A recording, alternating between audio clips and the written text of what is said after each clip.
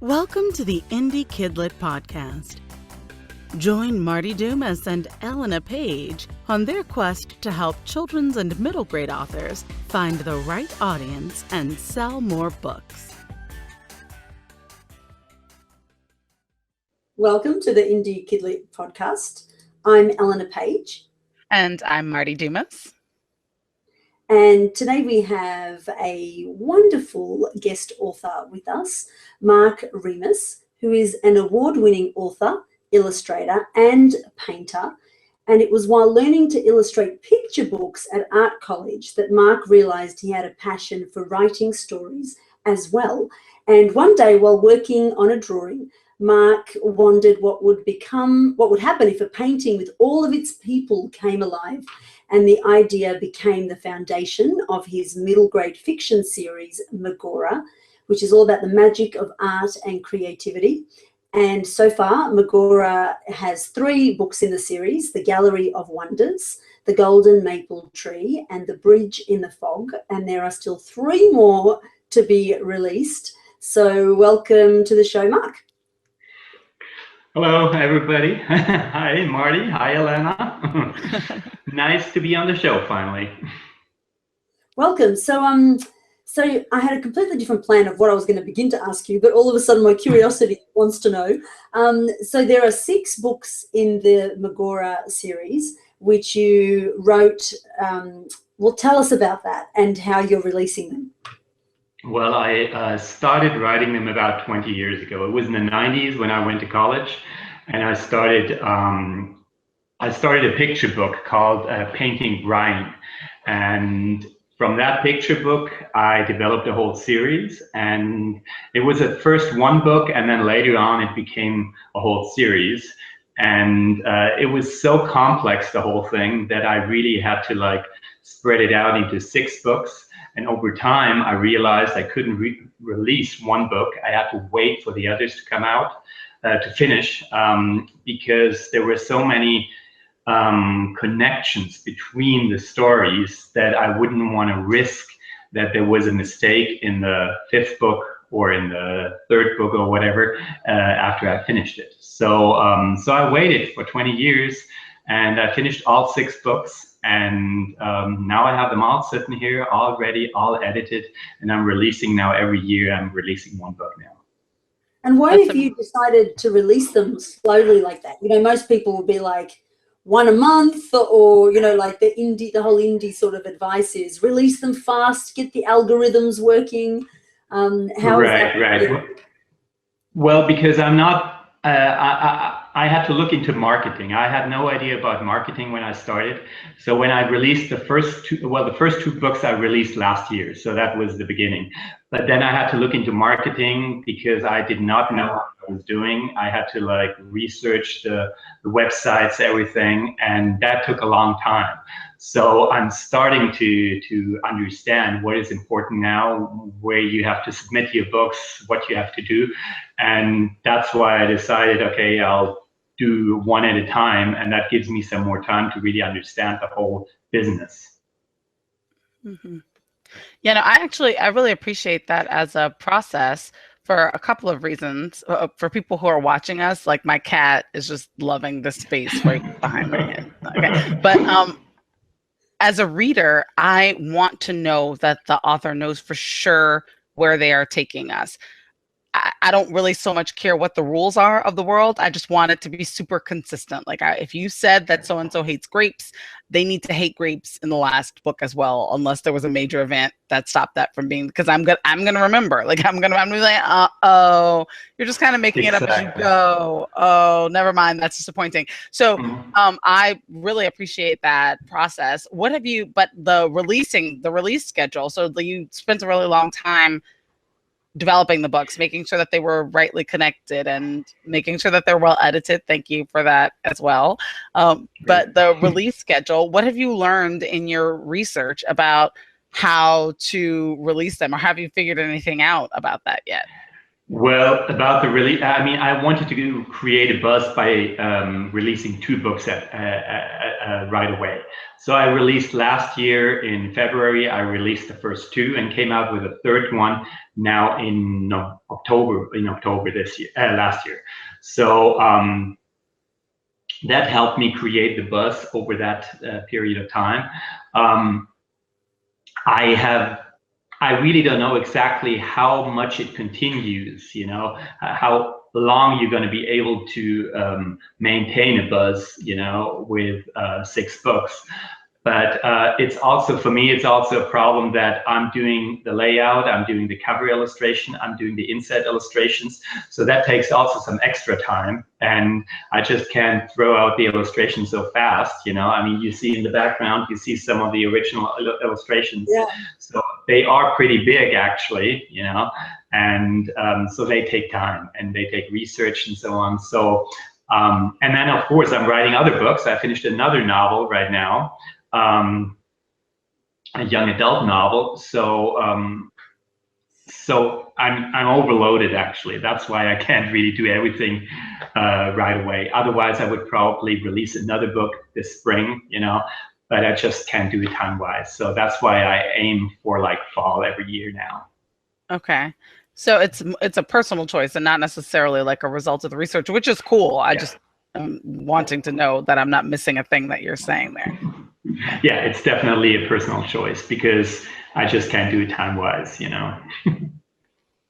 It's very traditional publisher-like, isn't it? It's like a traditional publisher. Well, probably quicker than a traditional publisher, but we're like myself and my kids, we have read the first 3, and we're like, is it out yet? Is it out yet? Is it out yet? Is it out yet? And then we go, oh, we shouldn't release them so slowly. We're going to forget about it, but we don't. We're like, is it out yet? Is it out yet?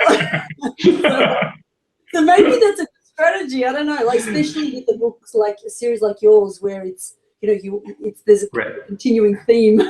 Like there is, and it's also because like each book resolves like more issues, and then looking back at the previous books will kind of give you some insight of what you thought was something else, you know. I mean, I have like certain scenes even in the first book that seem to be like unimportant, you know, to a reader, but when you get to the 6th book, you know, suddenly that one scene from the first book makes sense, you know, because I mean, there is, for example, a scene, I can give that away, where they go up to the attic and they hear noise. The main character, Holly, hears noises up in the attic, and then she hears bang, and then she discovers that little creature that actually is there, that little creature there, you see him?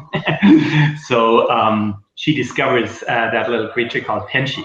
So now it never comes out in the first books why there are noises and footsteps, but that is being resolved in the 6th book then, you know. So that's why I needed to write them all before publishing one. Yeah. And just going back to the writing just for a minute, so you worked very intensely with a couple of editors, is that right? Like, can you just sort of give me a brief overview of that in terms of, did that really make the series, in your opinion, as good as it is, like from that process? Yes, definitely. I mean, editors make a big difference. I mean, I meet so many authors who like think they can do it all on their own, you know, and they don't need editors. But you always miss something, you know. And when I started out, I was just writing. I had no plan whatsoever. And then I started with the Institute of Children's Literature. I took classes there. I met some authors. I met some editors there. And that kind of like helped me a lot to like structure the whole series. And then one of my instructors, she's also an editor, so I started working with her directly. She's wonderful, and she did like 3 or 4 edits of the book, of the first book, and then she did all the other ones. And then after that, I found another editor, because I thought like, well, she was good for a certain area, because every editor is specialized for something.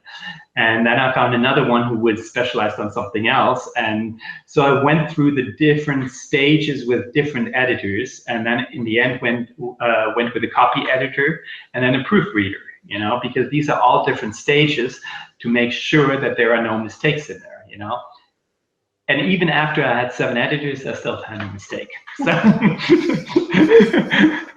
so you always find something, you know. It's but at least it's not a big issue anymore, you know. It's minor things. But I don't think there is an author who can write a perfect book without any mistakes and doesn't need an editor, you know. And editors really help, especially because they give you an insight into the book from like an outside view. I mean, you are so involved in that story, you don't see certain details anymore because you consider these to be already given. You know, you think, oh, everybody should know that already, while a reader might not know these. So the editor looks at that with a fresh look at the whole thing, and he goes, yeah, and he sees that as like something. He sees it a little bit more distant, and that helps, I think. Yeah, for me, your series just feels from the cover to all the way through like a traditionally published book. Thank you. You know, I often pause because I know the advice is always write fast, write quick, get them out there. And you know, some people say they've had great success, and some people haven't. I always think, is it because the book's not actually good? Because, you know, like it hasn't gone through so many runs as Elena, we don't say that to people. That's our quiet secret.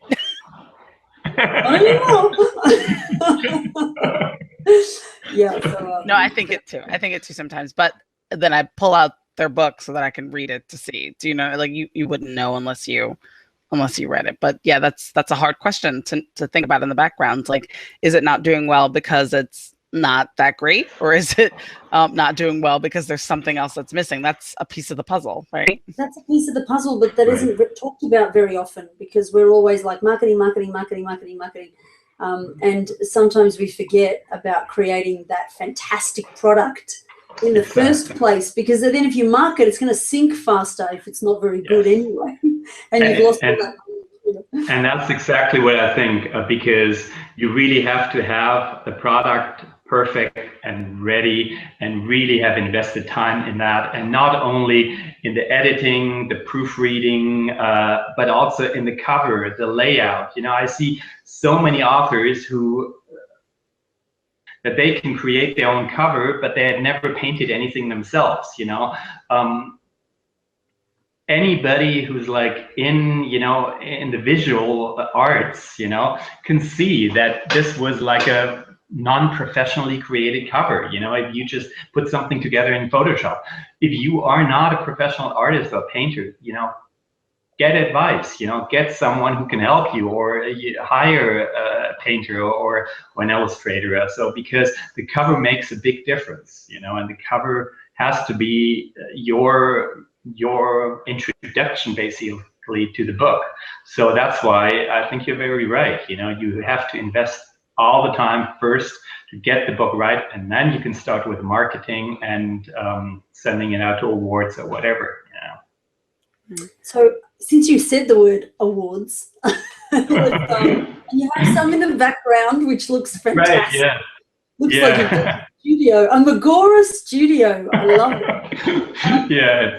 So tell us a bit about the awards. Like, how did you start? Did you start by just putting the first book up? Like, do you put all of them at once? What's the process? Well, I was first looking. I was researching awards because I had no idea what was out there, and I realized that a lot of awards that are really famous are not open to self-published books.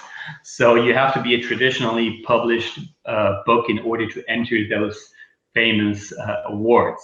But in the past 10 years, I think there have been like a lot of independent publisher awards coming out, and they have gained more and more success, and also gained more and more recognition also by the industry.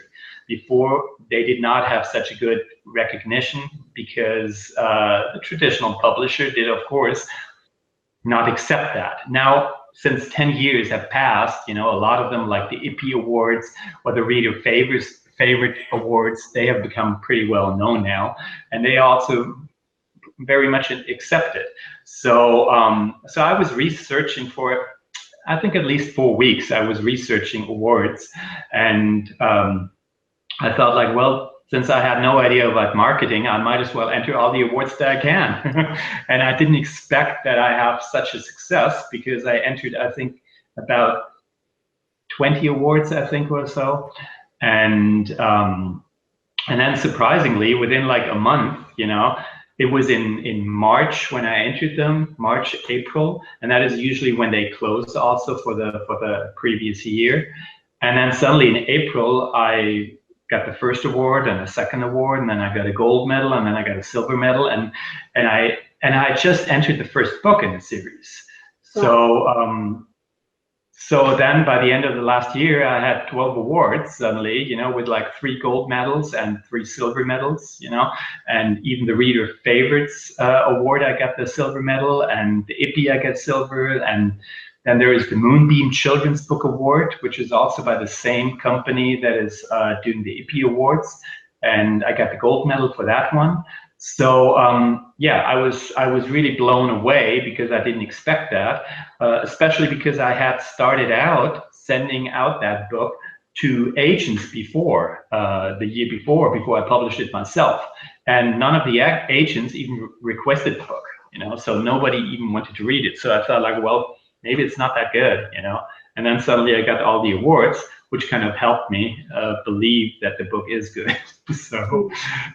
So yeah, so the awards really helped a lot, and they got me a lot of recognition, you know, and it was published on all the websites and so on. So it really, really helped, I have to say. So wait, but I want to ask more about what you mean by really, really helped. So what does that mean for you? How did it help you to have the awards as they came through?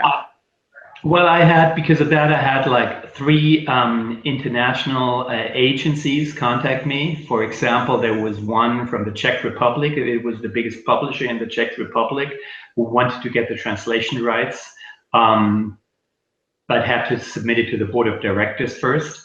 Then there was a Korean agency also, that wanted to read the book because of that.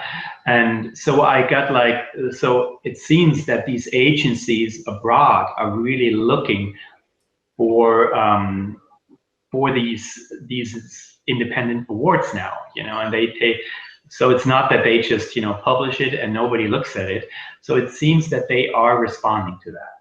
And I also noticed that my downloads on Amazon for the ebook, they went up after it was published on these websites.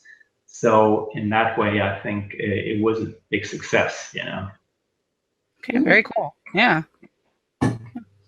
So are you going to enter all the books in the series? Are you going to enter each of them? They are dependent, so maybe you won't be, but right. Yeah. That's exactly, you got that right. I entered the second book. The second book got another gold award already. So the second one is still possible, you know, because it's like, you can read it still on its own, you know, and understand what's happening. But if you start reading the third one on its own without reading the first 2, it's not going to work. So I probably won't submit those, because it's not, I don't think it can win anything, because it really depends on the previous books. So I won't be doing that. I will enter the second book in a few more other awards, but not be doing this with remaining ones. And when you get an award, do you get to put the sticker like somewhere? Like, do you know what I mean? Do you put it? Oh yeah, yeah. You see sometimes like this one, got the sticker here. You see, and then I printed the other 2. I printed here on the back, right. So you see that. But that's printed. So, on the cover. Yeah, that's actually printed on the. Yes, the one on the back I printed on the back. So you get the stickers, and you could like stick it on there, you know, if you want to. So if I go around, you know, and sell the books or have like a reading or whatever, then I stick it on there myself. But of course, if you order it from Amazon, you know, it's only printed on there. It looks much nicer with a sticker, of course, because it's shiny and gold. Kids like shiny gold. So how are sales of the book going? Like, are you pleased with like how it's going? Is ebook as equal as paperback? Like, what's your experience? Ebooks are going much better than paperback. I don't know why that is, because I know, Marty, you said that yours are going much better in paperback some time ago. I have like downloads every day, you know, altogether I had about like 30,000 downloads now, which is pretty good. And I noticed that I don't know what I did, but it keeps staying in my category in Amazon. It always stays among the first 20 books, you know, like first 20 spots. So it never goes down to like 1,577 or whatever, you know. It's always on 17th spot or 15th or whatever. And I don't know, maybe I picked the right category there or so, but it never went really further down from there. Yeah. Of course, the continuing books, they are a little lower, you know, because you kind of lose people along the way, and nobody picks up the third book without picking up the other ones, you know. So so the sales, I mean, the first one is the best one with the best sales, the second one the second, and the third one is the third. So I hope it's not going to continue with the remaining three books. Are your ebooks available everywhere, Mark? No, I just had. That's not on mine. Yeah. Sorry, Marty. I'm just teasing. It followed on. I had a genuine question. I'm very sorry. No, I only have them on Amazon. I have like they have a Kindle Unlimited, I think, or Select or so they have it. So I went with that program. I was thinking about taking it out there and making it available on some other platforms, but it's just a matter of time. I was not able to do anything like that yet. So maybe in the future I will take out the first one and try it somewhere else also. Yeah. So do you find that people borrow your book more often and that you're getting lots of page reads, or do you find that they are mostly buying a copy of your book? Well, good question. I have no idea where to check the borrowing part. So I don't know. I haven't figured out the technical part of that. So I just know I have like, you know, I have everyday downloads, paid downloads, you know. So so it's good. I mean, I'm getting like every month I'm getting a nice royalty check now for these, which I did not expect at all, because I know from other authors, you know, they have like 2 downloads a month, you know. So I was. You've been watching my KD dashboard. Okay, so you can say no, because this is, you know, because this is like a terrible question to ask, but I'm gonna like ask it anyway because that's how I get down. So what's a nice royalty check? You can say no. You can say no. It's fine. I mean, it goes between like, you know, every month about like $300,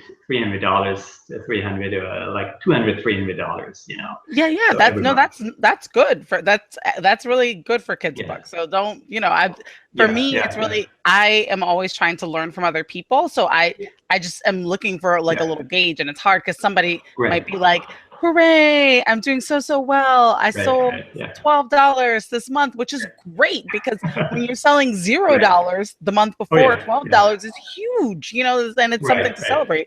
But for me, it helps to calibrate. So I appreciate that, and I hope you don't feel too uncomfortable that I asked. No, that's fine. I mean, it goes up and down, but it's also because when you are in the Kindle Select program, it really helps because Amazon is giving out like every month for pages read, they give out extra cash. So I believe because of that, I'm getting a lot more than just from the downloads, because it seems that people are downloading a lot of books but not reading them. But with my book, they always like, you know, read them, you know, and finish it, you know. So I get paid per pages read also, and that I think helps tremendously, you know. Yeah, and your books are full length, so then that helps. You're not a picture book author. We should clarify for people who don't know and who are watching the gorgeous covers behind you and might actually think that they were picture books because they're beautiful. So look at that. Look, wait, we're gonna get some stuff. There you go. Just like regular books inside. I have like, the covers, I illustrate the covers, and I have like a little illustration in there, of like the main character. So I draw those, and I have like little, you see like, at the beginning of the chapter, little drawings. The chapter headers, those are great.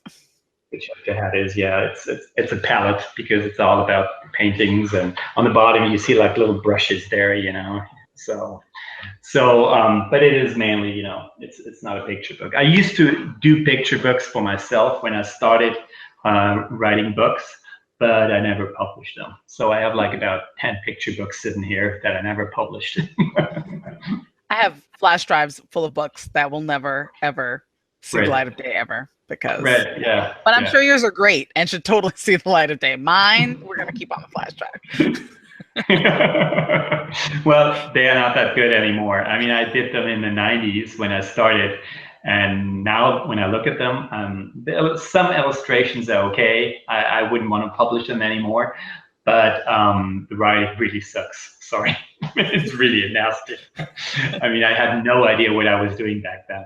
When I read through that, I'm like, oh, it's a nightmare. Yeah. But we all grow, isn't that? But someone once told me, or I read somewhere, which said that if you're not looking back at the work that you did a month ago, a year ago, and cringing, then that means that you are not growing. So that doesn't necessarily mean that those are not good.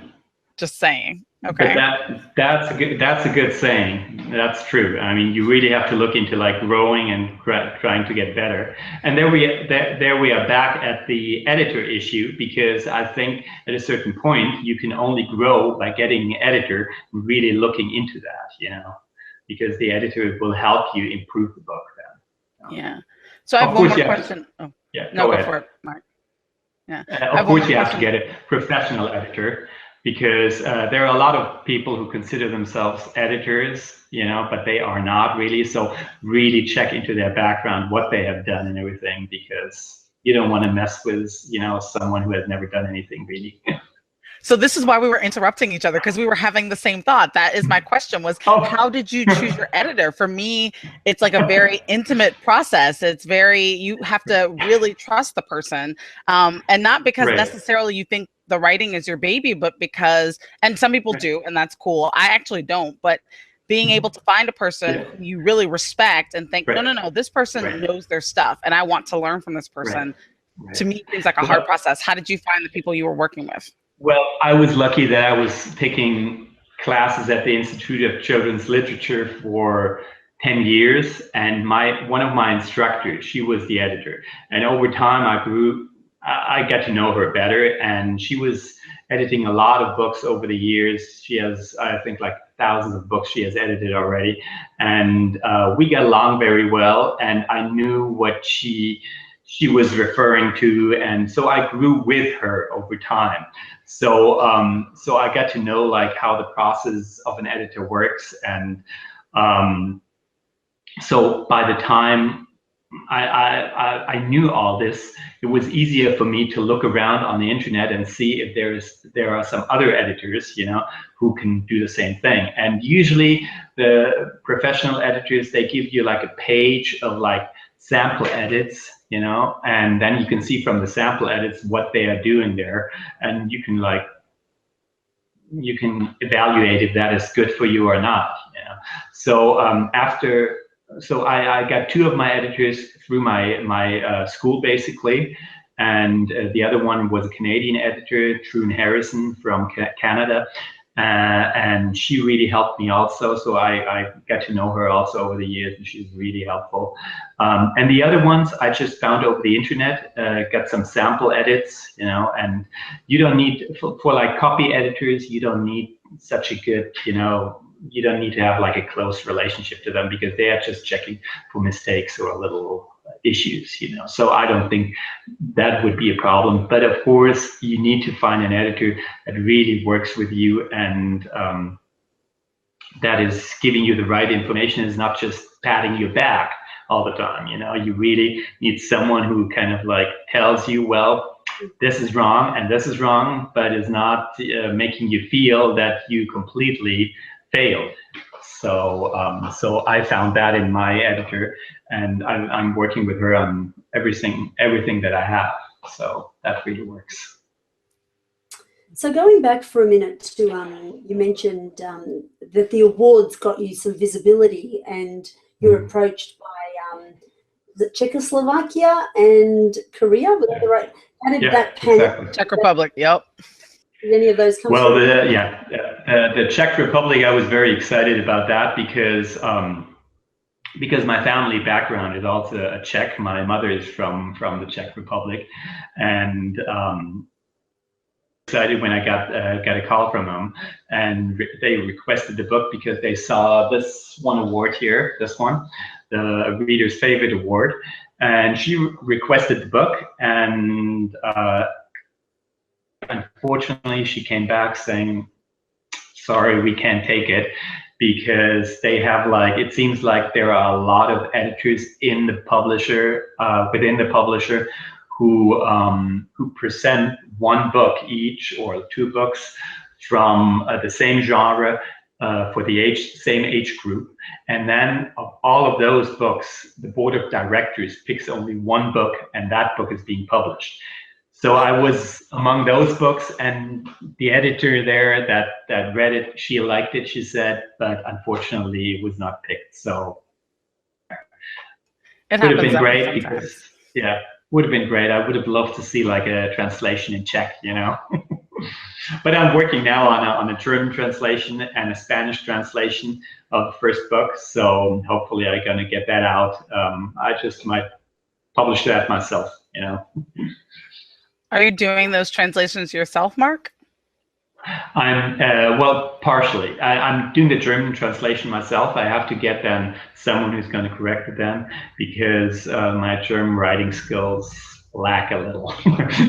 So, but I'm doing that myself. The Spanish version, I'm not that good in Spanish writing. I can read it. So I got myself a translator. She's working at the consulate, the Mexican consulate. So she's a professional translator, and she read the whole Magora series. She also read the last 3 books that are not published yet. So she's a friend of mine. I want connections here. I want the last 3 books. I'll pay you double. I'll send you the next one, just, you know, secretly without anybody knowing. Without a layout, just the manuscript. I'll send that to you. Yeah, she lives close to me, and she works there for the consulate, because I had like a painting exhibition at the Mexican consulate. So I met her there, and she does translations as a profession. So so she's translating the book now into Spanish, and we sit down then together and go through the whole book and then check on that, because I can understand everything. I wouldn't be able to write it that well. So she's always getting back to me to see what has to be changed, because translations require such a skill, and it's really difficult to do that, because there are so many issues that you can't literally translate, yeah, and that makes it really difficult then. And so certain things, you know, in the Spanish version are different than in the German version or in the English version. You know, is there an example you can think of? Yeah. Yes, good example is, for example, the first book. There is this one character called Rufus, Rufus Leatherhead, and he's this little kind of like know it better, you know, he knows everything better, and he's like trying to be very sophisticated and trying to be a little arrogant at some time, you know. And so what he's doing is he's faking a British accent to sound more sophisticated, you know. He's never saying there's, he's always saying there is, and things like that, you know. So now if you turn that into Spanish or into German, what are you going to do? There is no British accent, you know, in these languages. In Spanish, you might have like a Latin American Spanish or a Spanish, you know, but that it's not really possible to do that, because it doesn't have the same the same feeling, you know, as like British and American English. So, and in the German version, you don't even have any of that, you know. So you have to like delete that whole part and say he's not speaking with a fake British accent, but he is speaking with in a very sophisticated way. And you have to pick like words in German that are more elegant or more words that you kids usually don't use, you know, that it sounds more sophisticated. So these are issues, you know, that can only be resolved if you are working directly with the authors. So my Spanish translator there, she's really happy because she can always ask me, would that be okay to use that? While a translator who's not in contact with the author can check back and see if that is okay. Yeah, that's great. I know translation cool. freaks me out because the translation can be, I remember one time working in Japan and I had consultations and I had translators. And so I would say the sentence and the translator would be like, ba, ba, ba, ba, ba, in Japanese. Well, the next day, the other translator would go, ba, ba, ba, and stop after 3 words. And I'm like, is she translating? Because the one yesterday was saying this huge, you know, like, so it, I mean, to not know the language would be kind of freaky because you wouldn't be sure if they were translating that right. So, yeah, it's good that you started.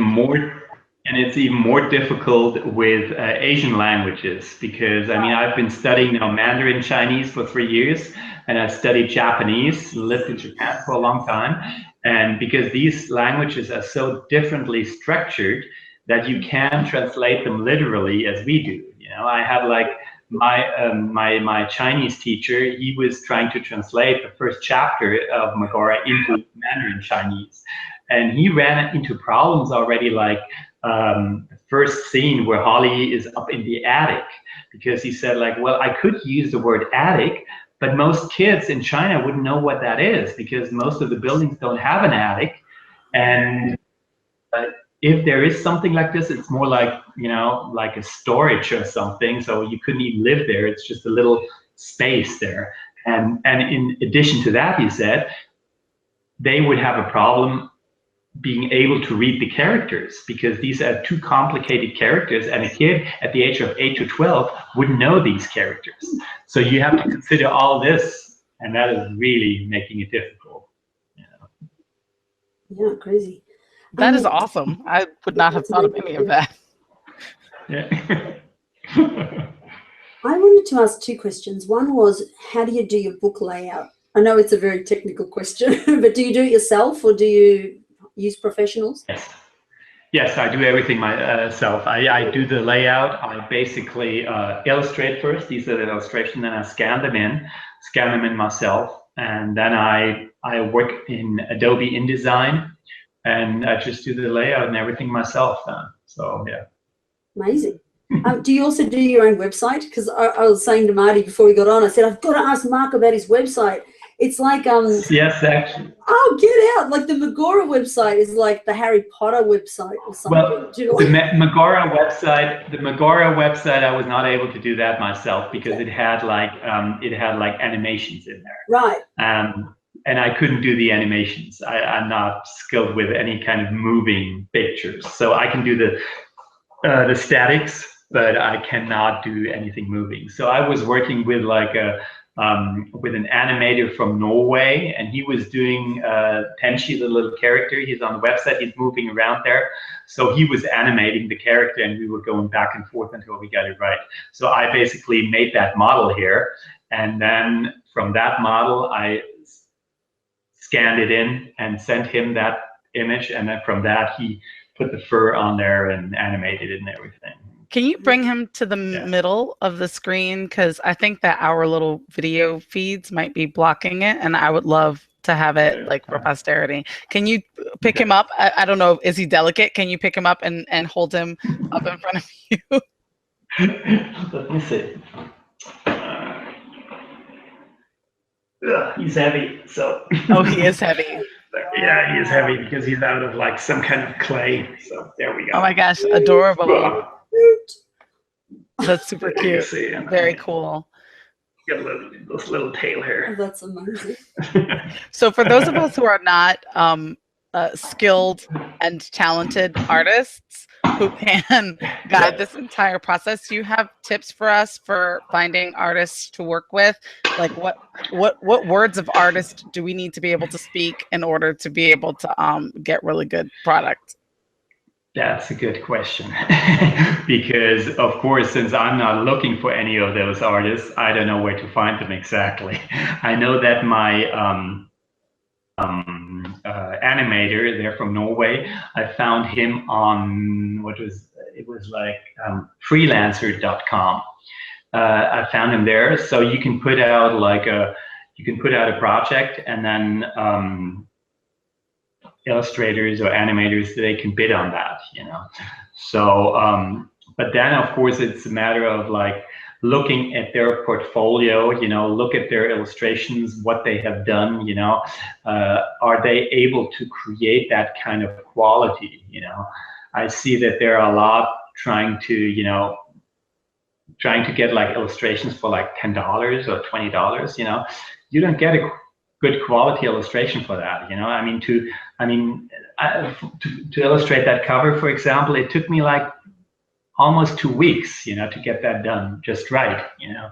So of course you can't expect to get something good if you just want to pay like $50 for the cover, you know. So, but there are a lot of sites like freelancer.com. I used to go to upwork.com also. There I was able to find like the designer who did like also the animation on the website and so on. So I believe there are a few pages where you can find these people. Terrific. I wanted to ask on the website, there's a section that says Agent Publisher Access section only, right. and then it has a login, and I thought, ooh, what is that? that was I haven't updated that yet. That was before I published them myself.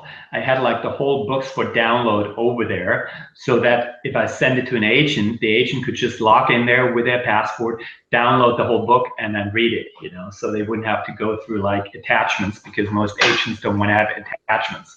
So I could just, you know, send them to that thing, password, and they could download it. Now that I self-published, you know, there are no agents anymore that I'm contacting, so it's useless actually, that part. Would you ever consider giving the rights away for all the books, or not? In terms of like traditional publishing? Traditional publisher? Possibly. It depends. It depends on the publisher, of course. You know, if I see it's a good publisher, a big one that can do that, I might consider that, because I really hate marketing, you know, and I'm not really good at it. And so if someone else could take over that part, you know, and do all that, and I could focus more on writing more, you know, that would really help me a lot. But as long as there is no, you know, demand or some kind of like big publisher asking for it, I probably wouldn't do it. So with the new YA book, was that a deliberate thing? Are you kind of branching out, or are you still writing middle grade at some future point? Or? Well, right now I just finished a book called The Ancient Tongue. It is a young adult book, and it is about languages, since we were just talking about languages. So it is about a mysterious tribe up in Alaska that steals languages from people's minds. So it's a complete different genre. It's more like a fantasy with sci-fi elements.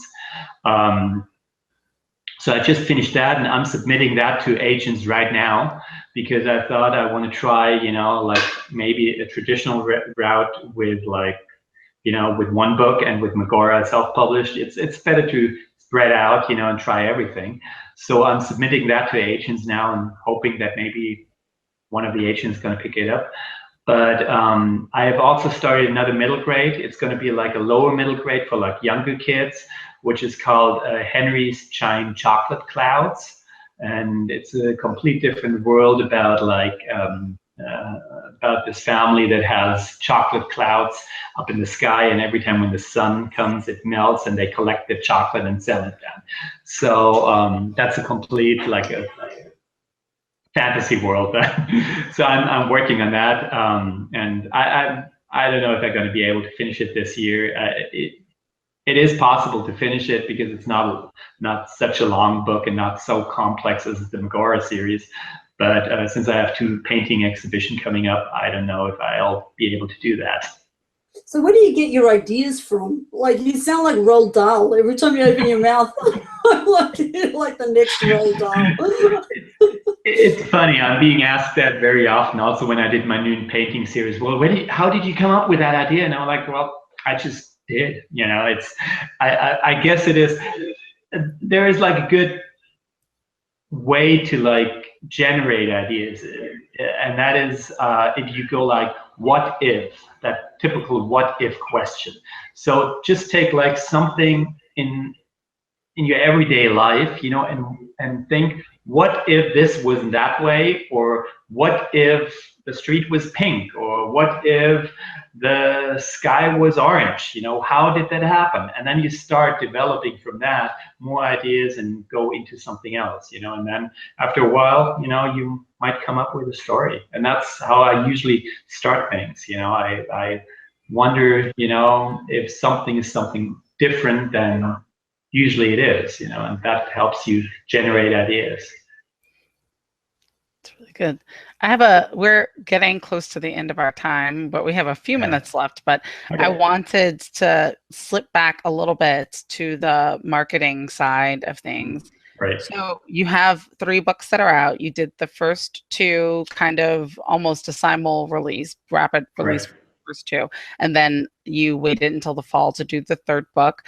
Have you what's your strategy for the 4th book when it comes out? Are you just going to, because you said by the 4th book that people need to have read the previous ones or they're not going to be able to get into it as well. Right. So what's your strategy for the release for the 4th book? Or are you just like, I don't even want to be thinking about that yet?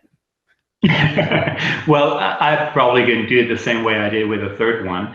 I have my mailing list. So I have a few hundred people on that mailing list. So these are definitely potential readers that are waiting basically for the book to come out. So I will contact them, of course, you know, and offer it to them. Because this way you can get reviews. It helps, you know, because reviews always make a difference. I got like, through all of that, I was able to get a lot of reviews on Amazon, and that really helped. So I will contact them. I will try to, you know, promote it on social media, on Facebook or Twitter. I have an account for both of those.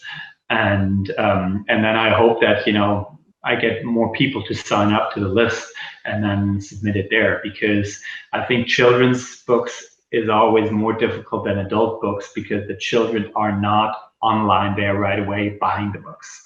So that's why you have to have the mothers to the list, you know, that helps them. So that's my strategy. It's not big, but a little. No, that's a great strategy. I think that's some people's solo strategy, and they're doing really quite well. So are you talking to the people on your list in the in-between times, or are you just waiting? Yes. I'm sending out at least like once a month. I'm sending out some information newsletter. Like the last one I sent out, I offered the people a free translation of the German version of the first chapters and the Chinese version. I gave them in December already an insight into the ancient tongue, that new book, so they could download a few chapters from that for free. And so everybody, they're always getting information. Also, when the book wins a new award or this podcast, I'm going to put that also on the list there, so people will be able to listen to that. You know, so there's always some information coming, and I usually send it out once a month. I don't want to overdo it. You know, sometimes when there is a book launch, it might be like 3 or 4 emails, but I don't want to overdo it because you don't want to spam people. You know. So with the 3rd book, you did the joint book launch with Emma Warner Reed, because she told us about it in her interview, which was fantastic. Would you do that again? Would you do that again with the next book? I would love to do that again with her, because she's such a wonderful person to work with and so much fun. And so we did it last year, and it really worked out for us. You know, it was great. But I don't know. She's working on the third book. I don't know if she's going to be done with that in fall. I mean, I have all my other 3 books sitting here, but so she's still working on that. So I'll wait and see if she'll be able to finish it. You know, but definitely, if she wants to do that, I would love to do that with her again. We heard from Emma's side of it, but I would love to hear your take on it. Like, what do you see as the advantages of doing a joint release like that? Well, I mean, first of all, you can pool your subscribers, you know. So if you have like, if each of you, you know, have like a few hundred subscribers, you have double, you know, that you can contact. Then of course, it's just like with an editor, you know, you might not have certain ideas that the other person has, you know, so you can exchange ideas, you can come up with things, you know. Emma came up then with a giveaway, you know. I didn't even think about that, so we came up with a giveaway then, and it was her idea, and it was great because we had a lot of people sign up to the list because of that. And so I think it helps to, you know, not work in your little room all on your own, you know, and exchange with other people ideas, because you can't know everything, you know, and it helps, you know, because one person knows things that others don't know. Yeah, and do you launch it at 99 cents? Is that sort of the strategy you use, or? Well, the probably, you know, I always do like the first few days, I launch it at 99 cents to entice people, and then it goes up then to $2.99. So now the first book is still out for 99 cents. I keep that on 99 cents all the time, and but the one that follow on are $2.99, I think. So yeah. Great. Yeah, I hear that 99 cents is the new free. Yeah. I guess it is. It pulls people in, you know, and because I think with free, you know, people download it but not necessarily read it, you know, because anything free, you know, you just take and then you do not care. But 99 cents, it's, I mean, it's nothing basically, but it is at least a little appreciation, you know. Mm. Although having said that, I just put mine back to perma-free, which oh, you did? Okay. Is that working for you? Well, it was making the most sales, but I put it back on perma-free just last week, I think it was, and today had a free booksy. I had a free booksy day. And then this was the, I mean, look, it's not big numbers, but I know you like real numbers, Marty. So I went into my Create Space dashboard, and I had sold 8 copies of the first book and 7 copies of the second book in 2 days. And I was like, wow. Huh. Great. That Marty girl knew something. Wait, maybe. I was like, oh, get out. So that was kind of like, maybe this free thing does work still again. I mean, I always think of, you know, how like the US is ahead, and then, you know, the UK is a bit behind the US, and Australia's behind the UK.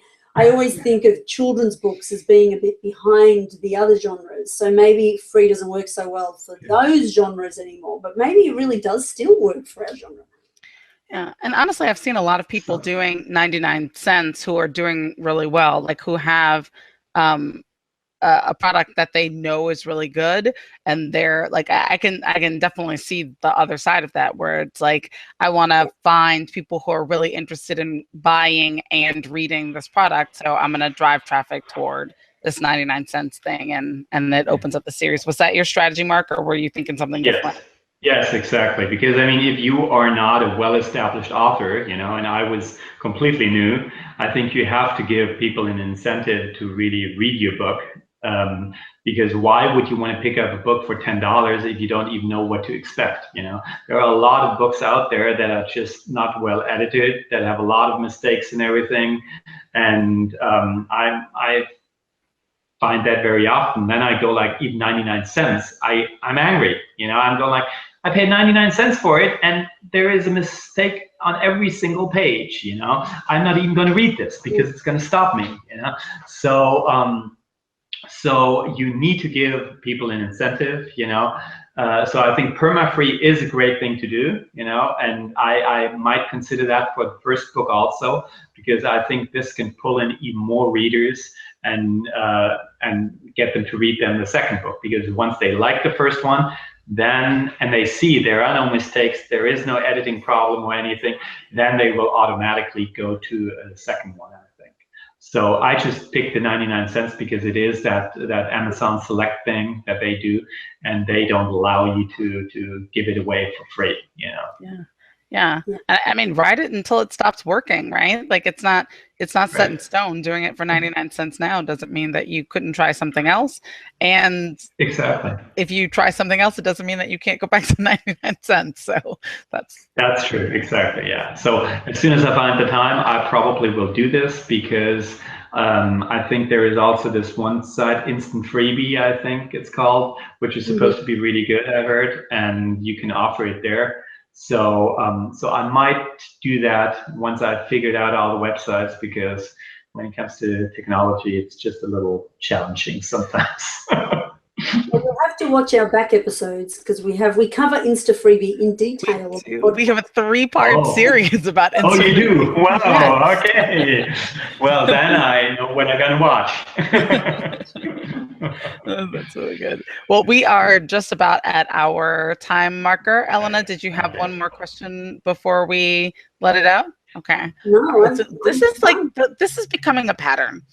I'm just gonna put that out there. Like because normally you always do, and then I feel like 3 times in a row now that you've been like, nope, I'm good. Which I'm like, what? Because my Wi-Fi is working. Because my Wi-Fi is working, so I get to ask the question earlier. Is that what's happening? Oh, that's so funny. Like I love that we are having conversations. We're literally in 3 different countries. We are like dotting the globe. Wait, Mark, did we ever say? Mark, where are you right now? I'm in Germany right now.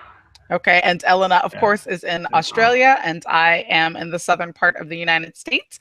And yet we are all having a conversation here, which I know is like an ordinary thing now, but it is still blowing my mind. Like this is one of the promises from my youth that has been fulfilled. But also we had, I guess, having the delay and all those things before we sorted out all of our internet connections. Yeah, exactly. In time zones, that now it results in before it was resulting in you not being able to get a word in edgewise, Elena. But now, yeah, and the connection today is amazing. The connection feels like we're all next door to each other. Like it's so clear. We're not talking over each other as much. It's amazing. It's really good. Yeah, yes, so I'm excited about that. Everything is so close. Perfect. So you are I should have asked this question earlier, but we'll like leave it dangling for another time about how you decided, like you lived all over the world. Apparently we've heard Japan, you're studying Chinese, there's a lot going on. We'll have to learn more about why you decided to publish in the US market and in English first and all those kinds of things, but we'll do it another time. For now, steer everybody where it is that you would like them to go. If people want to find out more about you and more about your books, where should they find you? Always go to marcremus.com. That's my website. You can find all information there. There is like it's separated into painting and writing, so you can find information there. There is the newsletter where you can sign up, and I have a blog there, so you can find information there. There is also the Twitter account, the Magora, so it's Marc Remus Art over there. Always Mark with a C, because a lot of people write it with a K, so and then they can't find me. And then there is also a Facebook account. I always post there too, so no problem to find me anywhere. Yeah, and all the links will be in the show notes. And I cannot finish the podcast without mentioning that when I first started chatting to Marc Remus and Marti Dumas online, I wrote on Facebook, didn't I? I want to write a Musketeers book, and I want to call my Musketeers Marc Remus and Marti Dumas. It's right. The best. You said that. You can totally I remember have that. Yes. Yeah, I remember that too. Yeah. So I'm actually talking to you both at once, which is blowing my mind. I remember. I remember that. That was fun. All right. Well, thank you so much. Yeah, thank you for joining us, Marc. It has been really cool to get to talk to you. Well, thank you for having me. It was a pleasure. And you can find all the show notes and all the links that Marc talked about at indiekidlitpodcast.com. We're done.